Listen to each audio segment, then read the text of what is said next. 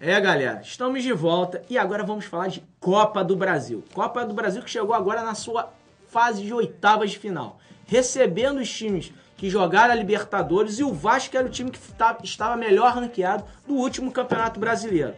E aí teve os cruzamentos, os times cariocas, vamos lá, Vasco saiu na terça-feira para pegar o time do Nacional de Manaus. Um jogo que a torcida do Vasco em Manaus, que é muito grande, lotou o estádio SESI. E aí o que aconteceu? Um jogo começou pegado, o time da casa, aquele ímpeto ofensivo, foi para cima do Vasco. Deu susto, fez Diogo Silva saiu como o melhor jogador em campo.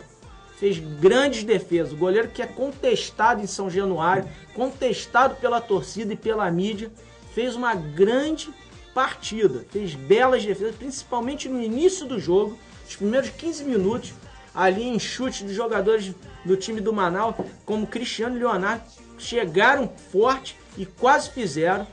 E aí veio para aquele abafa. E o time do Vasco, time grande, time mais rodado, time que disputa a primeira divisão do Campeonato Brasileiro, com a força que tem o Vasco, com a sua torcida em Manaus, começou a se impor, né? E aí começou a mostrar um melhor preparo físico. Mesmo assim, era pressionar tanto na saída de bola e quando estava sem a bola, o time do Nacional pressionava, tentava chegar no jogo. Porque o time do Nacional tem jogadores interessantes, jogadores que se movimentam, é um time rápido. Claro, vou reenfatizar, o preparo físico vai fazer a diferença. O time do Vasco mostrou muito melhor condicionamento físico, mostrou mais força, seus jogadores têm mais porte físico, são mais velozes. Quer dizer, no final, eu acho que o da Vasco já está sacramentado o caso do Vasco. Agora, galera, vamos falar do jogo do Fluminense. Fluminense e Goiás. Todo mundo olhando para quem? Para Fred nada. Todo mundo olhando pro Gordinho, pro Walter. Cara, esse jogador tá sendo a sensação no Campeonato Brasileiro. Claro, pelo seu porte físico avantajado. Aquela barriguinha de chope. Mas aí, um jogo pegado, mas foi um jogo ao mesmo tempo que foi pegado, muita marcação. Foi um jogo truncado, mas foi um jogo que deu sono de se ver. Um jogo que eu acho que teve o jogo foi muitos erros de passe. Fluminense até começou bem, tocando a bola, mas aí a fluidez da defesa para o ataque, principalmente Diguinho e Edinho, não estão dando velocidade a esse jogo.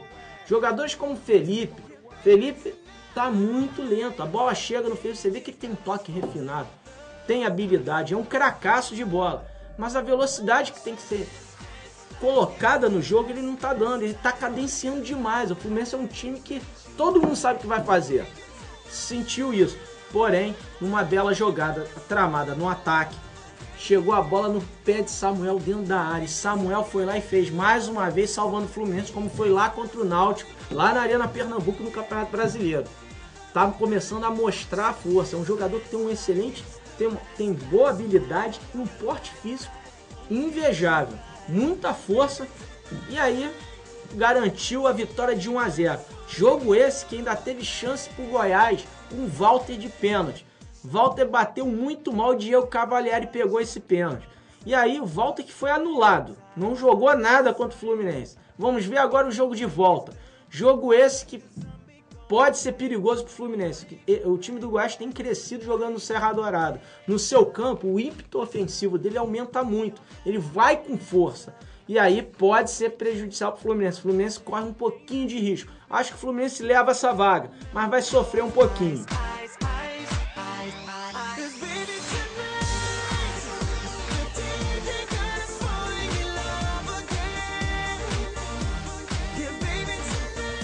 Agora, galera, vamos falar de Flamengo e Cruzeiro. Flamengo e Cruzeiro que teve o lance mais bonito do ano no futebol brasileiro. O gol de Everton Ribeiro. A gente já vai chegar nesse lado. Mas vamos lá. Foi um jogo que começou muito corrido. O time do Cruzeiro se reforçou em várias posições. Porém, uma que eu queria ressaltar é o William, que jogou no Corinthians. Ele que veio agora emprestado da Rússia. Um jogador esse diferenciado, deu muita força pro ataque do time do Cruzeiro. E aí, galera, o jogo começou forte, pegado. O Flamengo até estava tocando bem nesse jogo. O meio de campo não errava tanto espaço no início do jogo. Era um jogo meio que aberto, mas claro, o Cruzeiro jogando em casa estava se impondo. Pressionava a saída de bola do Flamengo, mas o Flamengo é aquilo. Com Elias, com Cáceres, estava saindo bem. O Flamengo tinha evolução, conseguia, mas infelizmente o Flamengo está pecando na parte ofensiva. Aquele último passe para chegar no Marcelo Moreno em condições de fazer gol não tem acontecido. O primeiro gol saiu exatamente dali, numa jogada bem tramada, um cruzamento forte, um bate e rebate, a bola sobrou. A meu ver, ele errou o chute. E aí o Willian abriu o placar 1-0 para o time do Cruzeiro. E manteve aquela posição forte, indo para cima, não deixando o Flamengo respirar. Só que aí o Flamengo, naquilo, tentando empatar, começou a criar. E aí quase se faz.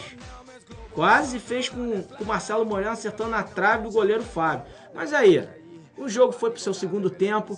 O Flamengo veio ali pensando, pô, tem que garantir. Mas aí aconteceu o lance do ano. Numa puxada de contra-ataque, ele já fez o Everton Ribeiro já arrasta ali pelo lado esquerdo da defesa do Flamengo. Toca pro jogador, recebe na frente. E aí num lance magnífico em cima de Luiz Antônio. Vamos lá, Luiz Antônio parecia uma criancinha, né? Não sabia se dava o bote, esperava e acabou levando. Levou um chapéuzinho, um balãozinho, como vocês quiserem, cada um fala. Eu acho que é balão aqui, um belo balão e uma pancada sem deixar a bola cair. Um golaço, um dos gols mais bonitos do ano, se não o mais bonito do ano. Felipe nada pôde fazer. E aí abriu 2-0. Flamengo aí teve que fazer substituições. E aí trouxe Carlos Eduardo. Carlos Eduardo entrou no jogo. O Carlos Eduardo, novamente, aquele jogador, parece um jogador burocrático, só dá a bola para trás. Você vê que ele domina bem, gira em cima dos caras, mas nunca faz uma progressão. E aí, numa bobeira do Dedé, a contratação mais cara da história do Cruzeiro, Dedé dá mole, Marcelo Moreno consegue dar um toquinho, a bola bate na trave, sobra para Carlos Eduardo, que em 8 meses de Flamengo faz o seu primeiro gol. Gol esse muito importante para o Flamengo. Para o segundo jogo no Maracanã. O Flamengo precisa de um resultado de 1-0, vai ser difícil. Cruzeiro é um timaço, é o líder do Campeonato Brasileiro. O Flamengo vai precisar jogar muita bola. Precisa de Elias. Elias que sentiu e não jogou na rodada brasileira do final de semana. Será? O Flamengo será que é dependência de Elias? Vamos ver, vai ser um jogar.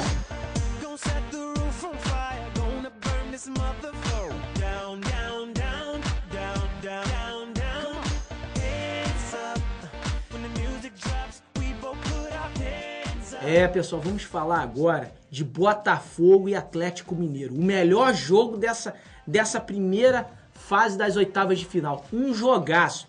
Atlético Mineiro que veio numa forte marcação desde o início do jogo. Pressionou o Botafogo. Parecia que ia fazer acontecer. Tanto é que logo no início, Marcos Rocha, o lateral, fez um gol. Uma jogada atípica do Atlético Mineiro. Um contra-ataque rápido. Troca de passe com o Ronaldinho. O Jô, e aí aparece ele como vindo de trás e abre o placar.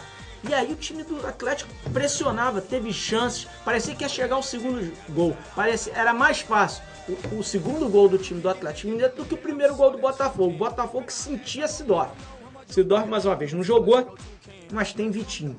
Esse garoto tá jogando muita bola.